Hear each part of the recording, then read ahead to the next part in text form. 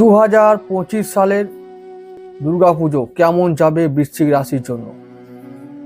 সম্পদশালী একটা মাস হতে চলেছে বা এই সময় হতে চলেছে দুর্গাপুজোর এই সময়টা।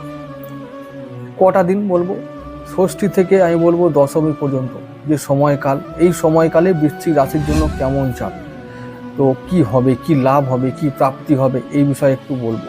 খুব সংক্ষেপে বলার চেষ্টা করব। বৃশ্চিক রাশির জন্য এবছরের দুর্গাপুজো হবে মনে রাখার মতন একটা দুর্গাপুজো, মনে রাখার মতন একটা উৎসব হবে।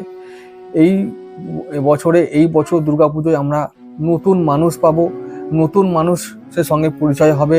তারা আমাদের জীবনে দীর্ঘদিন পর্যন্ত থেকে যাবে এবং তারা আমাদের জীবনে ছাপ ছেড়ে যাবে। তো সম্পদ লাভ, সম্মান লাভ, পরিচয় লাভ, স্বীকৃতি লাভ, সম্পদ লাভ, সব কিছু তো লাভ হবে, যশ লাভ, তো এরকমই লাভ হবে। এটা তো গেলই।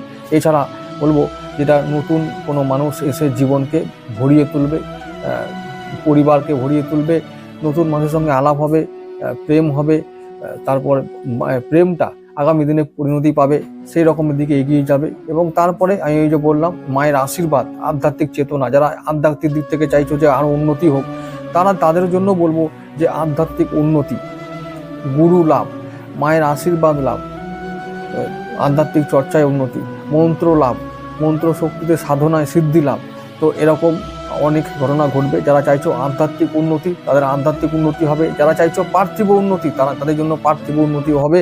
তো এই বছরের দুর্গাপুজো বৃশ্চিক রাশির জন্য মনে রাখার মতন একটা বছর হবে।